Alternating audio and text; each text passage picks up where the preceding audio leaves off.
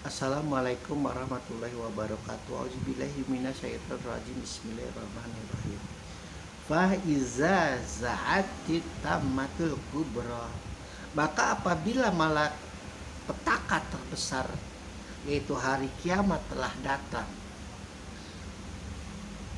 Ini salah satu contoh Al-Qur'an lagi yang memisahkan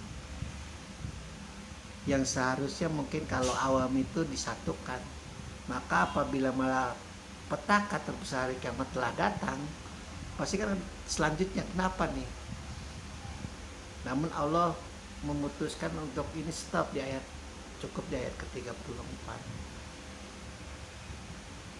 Berarti Allah ingin menekankan di sini adalah, wahai engkau manusia, ketika hari kiamat datang, malapetaka terbesar itu datang, hati-hati.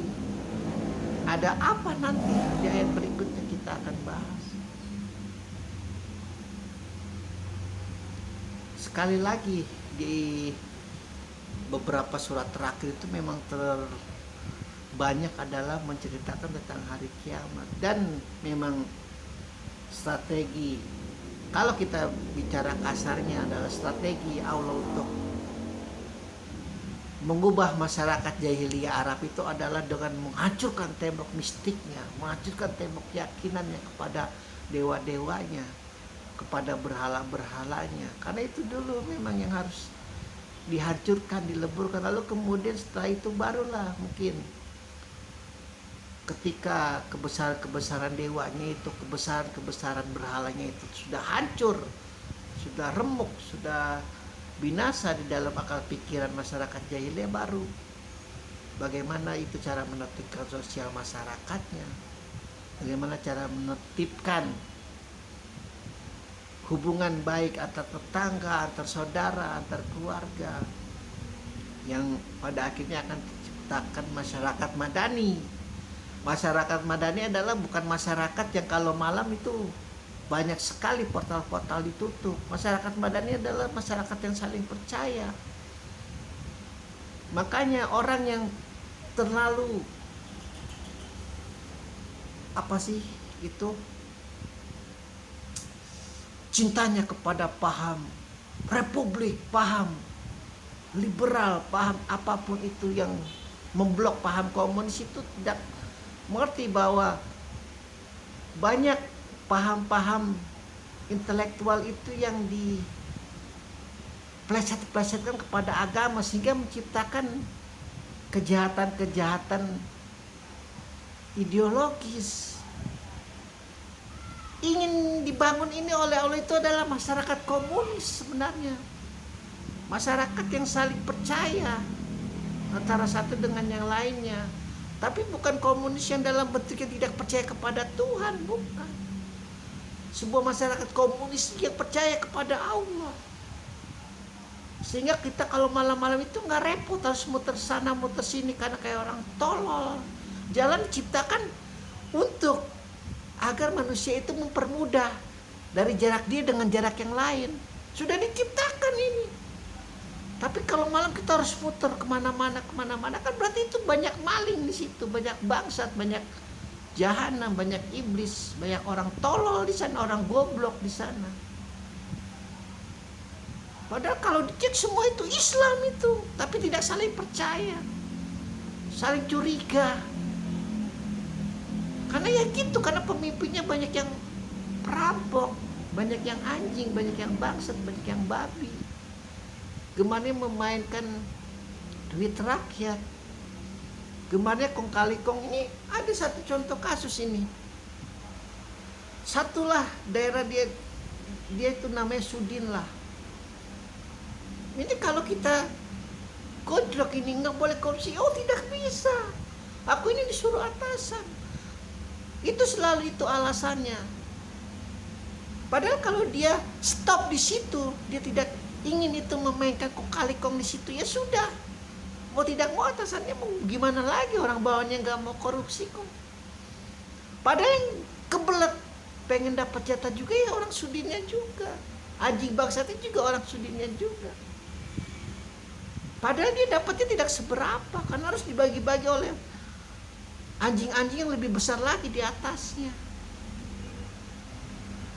Kalau pemerintahan sudah semacam itu, ya apalagi yang di bawah-bawahnya, komplek-komplek, ya wajar. Makanya kalau malam-malam kita itu harus muter-muter. Untuk kalau bensinnya cukup, kalau nggak coba. Walaupun ada satpamnya nggak boleh, kan aneh. Padahal jelas-jelas kita mau lewat situ. Daerah Bekasi itu paling banyak, Tangerang apalagi, Jakarta juga walaupun metropolitan, sangat menjijikan kalau malam, susah sekali. Tidak saling percaya antara komplek dengan kampung. Masyarakat Madani tidak seperti itu sampai kapanpun kiamat 1 juta tahun kemudiannya. Indonesia bukan masyarakat Madani, karena tidak ada saling percaya antar manusia. Dan itu yang mau diciptakan oleh komunis, yang ingin diciptakan oleh masyarakat Karl Marx, Stalin dan lain sebagainya. Hanya saja mereka bodohnya adalah mengesampingkan Allah, mengesampingkan Tuhan.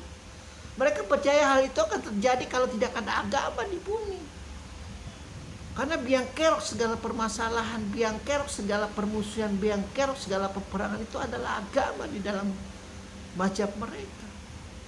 Tapi jangan salah juga, yang ingin dibangun oleh mereka itu masyarakat, ya masyarakat Madani.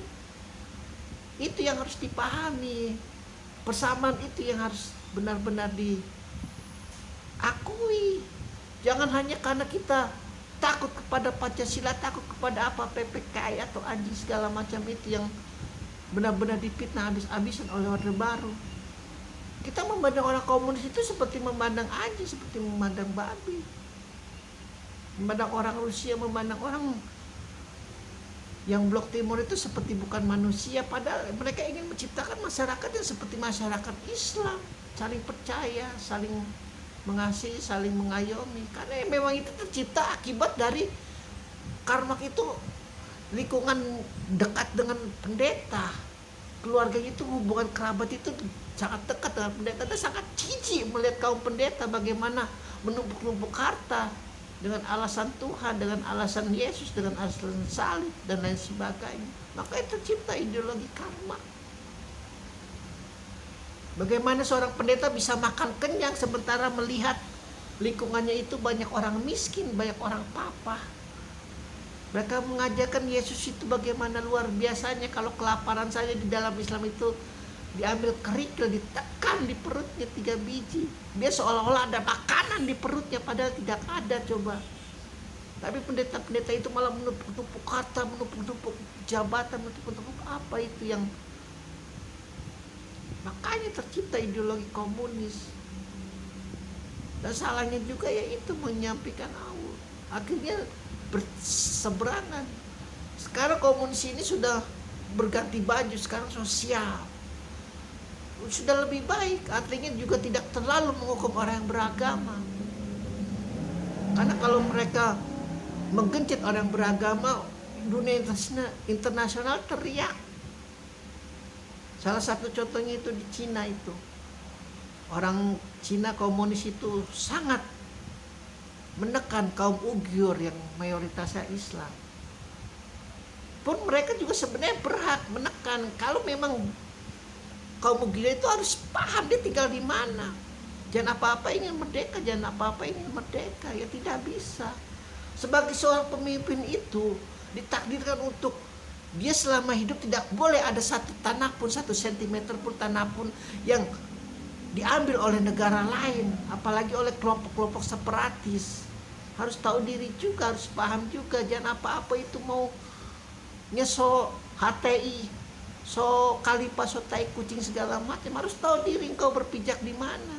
Ikuti peraturannya, ikuti pemahaman mereka. Dan kalau engkau memang masih ditekan, masih ditindas, masih dijalimi, ya baru engkau boleh itu mengangkat senjata, atau minimal engkau bercerita kepada negara lain penekanan-penekananmu itu apa. Karena pemerintah Cina juga mempunyai alasan kenapa engkau ditekan. Mungkin karena engkau terlalu bandel, tidak memandang orang yang tidak seagamamu itu adalah saudaramu, adalah tetanggamu yang harus dihormati. Ya mungkin saja seperti itu, siapa yang tahu. Alhamdulillahirabbil alamin.